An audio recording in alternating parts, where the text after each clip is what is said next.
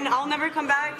Welcome to MsMojo, and today we're counting down our picks for the top 10 crazy facts about working on SNL. You can never underestimate what a challenge it is to pull this off week after week, that all these things coalesce at the same time in the same place and that it works in front of an audience. For this list, we're looking at the strictest rules and most interesting rituals from behind the scenes at Saturday Night Live. If you had the opportunity to work for SNL, who would your dream host and musical guest be? Let us know in the comments. Number 10. No self-promotion. If you're hosting Saturday Night Live, you better not be stealing precious airtime. This is incredible. My name is Jack Harlow, and it's been a big year for me. To be given the opportunity to host an episode of this historic series is an honor in itself, but don't get too greedy. If you don't know me from my music, you may know me from my hair or my clothes. Lorne Michaels, the show's executive producer, reportedly does not take kindly to guests who use SNL's platform to advertise their own personal side projects. We're here tonight to crown the winners of the 2021 Audacity and Advertising Awards, Also known as the Pepsis. Typically, the only appropriate time to mention one's other work would be during the opening monologue, but only if it's scripted and approved. In exchange, I ask nothing more than your unconditional surrender. To the Cable Guy! Opening June 14th. Otherwise, you may get the boot and be asked never to return. Number 9. One day off. Even though it's Saturday Night Live, work still starts promptly on Monday. You remember the writers' meeting. You'll go in, you'll talk to Lauren first. Then the writers will come in. The entire cast and crew works some seriously long hours. It starts with a pitch meeting on Monday, then on Tuesday sketches are written, from morning until long into the night. Like any job, it's especially crucial to be punctual. Otherwise, the show may not go on. Sorry I'm late.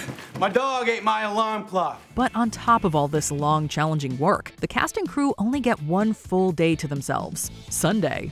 Every other day of the week is dedicated to constructing the episode, rehearsing, and, of course, going live on air. and live from New York, it's Saturday Night! Number 8. The 3 offer rule. Once you're part of the Saturday Night Live family, your loyalties must lie with creator Lorne Michaels. Lorne Michaels.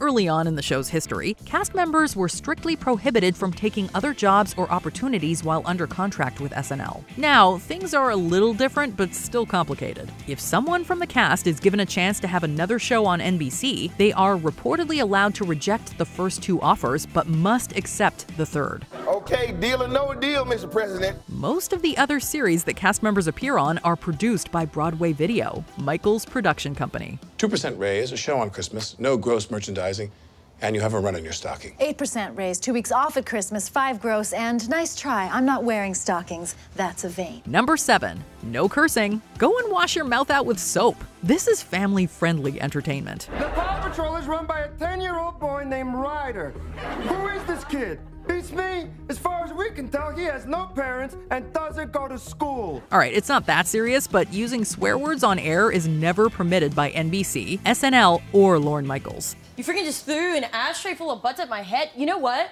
You stood up for yourself, and I love you for that. This rule extends beyond the show itself and applies to pretty much any live television program. To be expected, plenty of cast members, hosts, and musical guests have broken this cardinal rule, whether on purpose or by mistake. Oh no! Oh, crap. I done boofed it. These various F-bombs are edited out in post, but there's nowhere to hide during that Saturday night broadcast. So we've got a great show, and I totally care that I'm here because it's the coolest thing ever. Oh. Number 6. Last-minute cuts. Let's speed it up, people. While the final performance is rehearsed all the way through many times, the show will still end up running a bit long at times. Lorne will throw out 2 or 3 sketches entirely, reorder the rest of the show. We finish that meeting by 11 so that the changes that have happened subsequent to dress can be absorbed. When does the cast and crew make note of the runtime? During the weekend update, of course. After update, we're going to start to make decisions on what we're going to have to do to get the show down to time. A bunch of producers come in, and they're all huddled. Huddled over my seat in the control room. What we shoot for is nothing less than 10 seconds to say goodnight. At this point in the episode, the writing and production teams will put their minds together and figure out where to trim the fat of the rest of the show. Then, they must pass this information along to the cast members so they know what's been eliminated from the remaining sketches. There's no way I can articulate what we have to do to get this on the air. And I'm just going to have to do it as it happens. And I do it as it happens. Number 5, small elevators. Only one at a time, please. What floor? 12. Saturday Night Live is filmed in Studio 8H of 30 Rockefeller Plaza. And while it is an historic soundstage, it has some quirks. Live from New York, it's... Whoa! The elevators that bring the cast and crew up to the set are notably tiny, which causes some hiccups for the production team. For example, when there's a need for a prop car in a sketch, it can't be taken to the stage in one piece. It has to be disassembled and put back together once they make it up the lift. Any questions?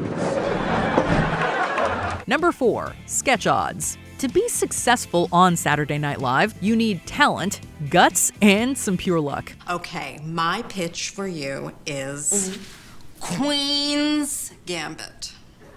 Like the borough queens. At the beginning of every production week, all of the cast and crew gather together in Lorne Michaels' office to pitch their sketch ideas for that week's episode. With all hands on deck during that meeting, the chances of your idea getting chosen are very slim. It's pretty meritocratic. I mean, if something works, it's in. Definitely, all the time. Each week, up to 50 sketches are thought up and shared with the team, and only 8 of those make it to the final cut. That's show business, baby. Did you feel it?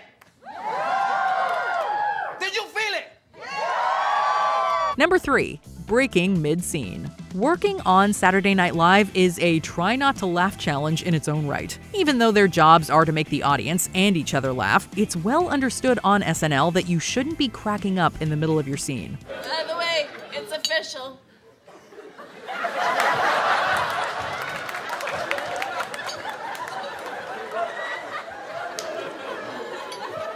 can't have children.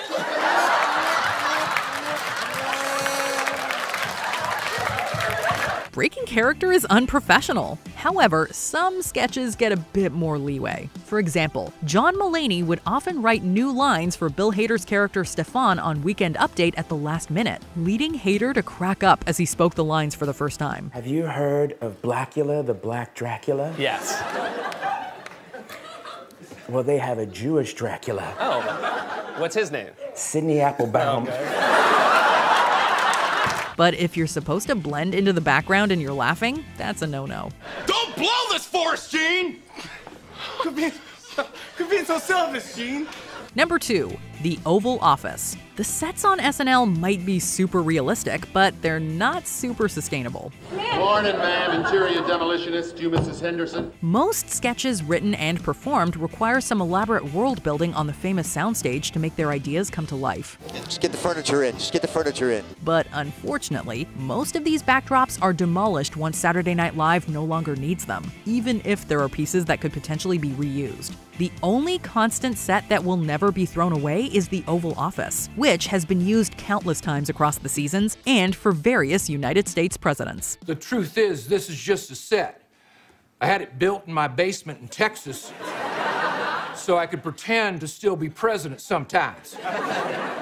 Before we continue, be sure to subscribe to our channel and ring the bell to get notified about our latest videos. You have the option to be notified for occasional videos or all of them. If you're on your phone, make sure you go into your settings and switch on notifications. Number 1, Improv Free Zone. It's pretty ironic that the skill that likely got the cast hired is a no-go once they hit the air. Everything you're about to see is made up for you on the spot. It's never been done before, and it will never be done again. Yeah, one night only, folks.